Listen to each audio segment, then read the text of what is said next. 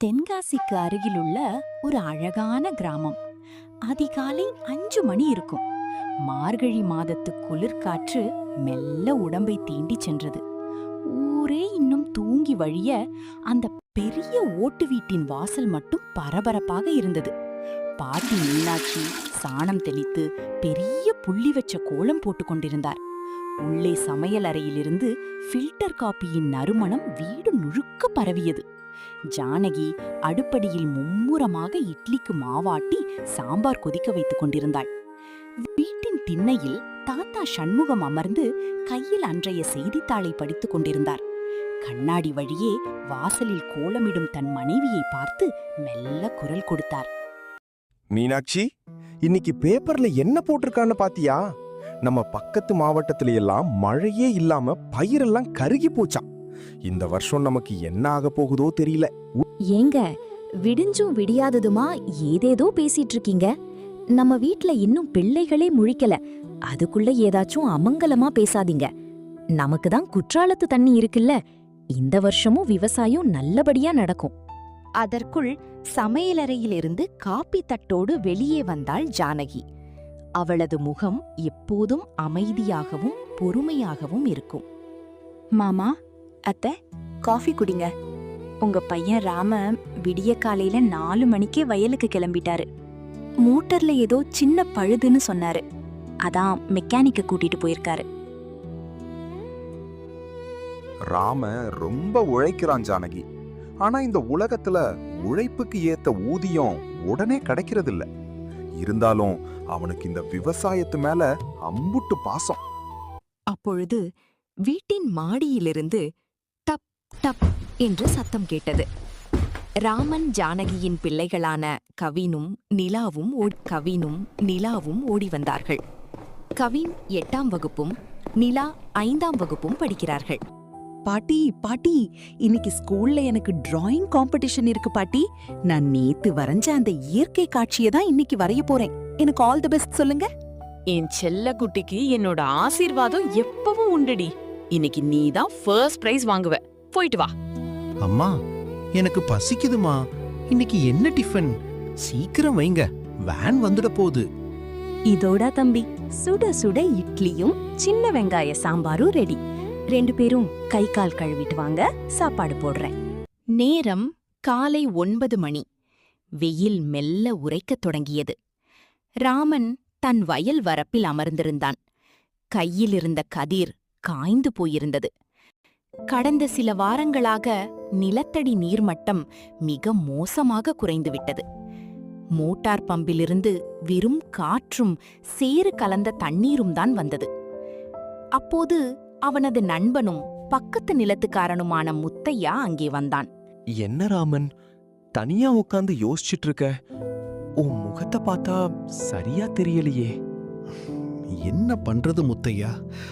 கிணத்துல தண்ணி சுத்தமா வத்திருச்சு. மோட்டர்ல புது பைப்பு போட்டு பார்த்தாச்சு, ஆனா உள்ள தண்ணியே இல்ல. இந்த 5 ஏக்கர் நெல்லும் இன்னும் 1 மாசத்துல விளைய வேண்டியது. இப்படியே போனா பயிரெல்லாம் கருகிடும் போல இருக்கு.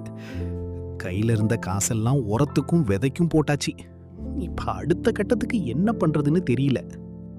நான் உனக்கு ஒரு யோசனை சொல்லவா ராமன்? நம்ம ஊர்ல இருக்கிற பெரிய பண்ணையார் சோமசுந்தரத்திடம் கொஞ்சம் வட்டிக்கு கடன் வாங்கலாமே. அவர் உடனே பணம் கொடுப்பாரு. வேண்டாம் முத்தையா, அந்த ஆளு வட்டிக்கு மேல வட்டி போட்டு கடனை அடைக்க முடியலன்னா நிலத்தையே எழுதி வாங்கிக்குவாரு. எங்க அப்பா எனக்கு கொடுத்த சொத்து இந்த நிலம். இதை நான் உயிரே போனாலும் யாருக்கும் விட்டு தர மாட்டேன். வீட்டில் இருக்கிறவங்க கிட்ட எதையும் சொல்லி பயமுறுத்த வேண்டான்னு பாக்குறேன். ஆனா நிலைமை கையை மீறி போய்கிட்டு இருக்கு. ராமன் மாலையில் வீடு திரும்பினான். அவனது முகம் கவலையில் தோய்ந்திருந்தது. யாருடனும் பேசாமல் நேரே திண்ணையில் போய் அமர்ந்தான். ஜானகி அவனுக்கு தண்ணீர் கொண்டு வந்து கொடுத்தாள். அவன் முகத்தை பார்த்தே அவளுக்கு புரிந்துவிட்டது, ஏதோ பெரிய பிரச்சனை என்று. என்னங்க, உடம்புக்கு எதுவும் முடியலையா? ஏன் ஒரு மாதிரி இருக்கீங்க? வயல்ல எதுவும் பிரச்சனையா? ஒன்னும் இல்ல ஜானகி, சும்மா தலைவலி. என்கிட்ட மறைக்காதீங்க. உங்க முகம் எல்லாவற்றையும் காட்டி கொடுக்குது.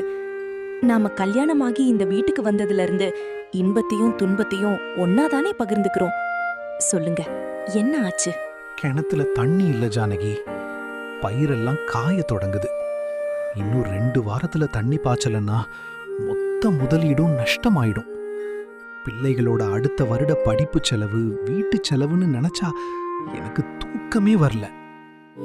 ஜானகிக்கும் ராமனுக்கும் இடையே நடந்த இந்த உரையாடலை திண்ணைக்கு பின்னால் நின்றிருந்த தாத்தா சண்முகமும் பாட்டி மீனாட்சியும் கேட்டுவிட்டனர்.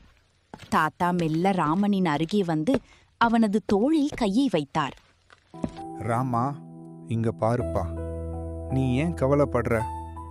இந்த நிலம், விவசாயம் எல்லாமே நமக்கு இயற்கை கொடுத்தது. இயற்கை சில நேரம் சோதிக்கும், ஆனா கைவிடாது. நீ தனியா நிக்கல, நாங்க எல்லாரும் உன்னோட இருக்கோம். அப்பா, உங்களை நான் கஷ்டப்படுத்த விரும்பலப்பா. இந்த வயசான காலத்துல உங்களை நிம்மதியா வச்சுக்கணுங்கிறது தான் என் ஆசை. ஆனா என்னால... பாட்டி மீனாட்சி உள்ளே சென்று ஒரு சிறிய துணி மூட்டையை எடுத்துக்கொண்டு வருகிறாள். இந்தப்பா ராமன், இத முதல்ல வாங்கு. இது என்னப்பா, துணி மூட்டை? என்னங்க நீங்க? நகையும் பணமும் மனுஷங்களுக்கு தான். நம்ம குடும்பமே கஷ்டப்படும் போது இதையெல்லாம் வச்சு நாங்க என்ன செய்ய போறோம்? அத்தை சொல்றதுதான் சரி. இத வச்சு முதல்ல வேலைய ஆரம்பிங்க. அந்த நேரத்தில் கவினும் நிலாவும் அங்கே வந்தார்கள். அவர்கள் கைகளில் தங்களின் சிறிய உண்டியல்கள் இருந்தன. அப்பா, எனக்கும் அண்ணனுக்கும் விஷயம் தெரியும்பா. நீங்க கவலைப்படாதீங்க. நாங்க ஆசைப்பட்டு சேர்த்த இந்த உண்டியல் பணத்தை நீங்க வச்சுக்கோங்க. எனக்கு இந்த வருஷம் புது ட்ரெஸ், விளையாட்டு ஜாமான் எதுவும் வேண்டாம்ப்பா. ஆமாப்பா, நானும் நிலாவும் இனிமே தேவையில்லாம காசு செலவு செய்ய மாட்டோம். நம்ம வயல் தான் நமக்கு முக்கியம். பிள்ளைகளின் முதிர்ச்சியான பேச்சை கேட்ட ராமனின் கண்கள் பனித்தன. அவன் தன் குழந்தைகளை வாரி அணைத்துக் கொண்டான்.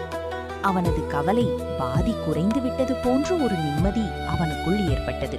அடுத்த நாளே ராமன் நகருக்குச் சென்று நகைகளை அடகு வைத்து பணம் திரட்டினான். ஊரிலிருந்து போர்வெல் போடும் வண்டியை வரவழைத்தான்.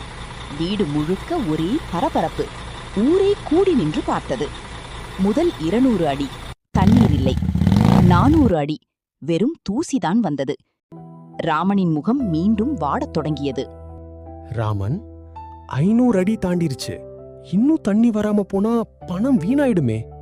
நம்பிக்கைய விடாதீங்கப்பா, இன்னும் கொஞ்சம் தோண்டி பாப்போம். சரியாக 650 அடியை எட்டிய போது புஸ் என்ற சத்தத்துடன் பூமிக்குள்ளிருந்து குளிர்ந்த தண்ணீர் பீரிட்டு கொண்டு வெளியே வந்தது. தண்ணீர் கிட்டத்தட்ட 20 அடி உயரத்திற்கு எழும்பியது. அங்கிருந்த அனைவரும் கைதட்டி ஆரவாரம் செய்தனர். ராமன் ஓடிச் சென்று தன் தந்தையை கட்டிக்கொண்டு அழுதான்.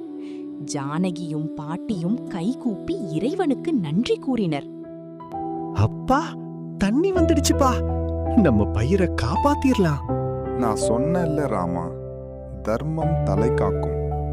உங்க அம்மாவோட பாசமும் ஜானகியோட பொறுமையும் பிள்ளைகளோட தியாகமும் வீண் போகாது. அடுத்த சில நாட்களிலேயே காய்ந்த வயல் மீண்டும் பச்சை பசேலென மாறத் தொடங்கியது. ராமன் இரவு பகல் பாராமல் உழைத்தான்.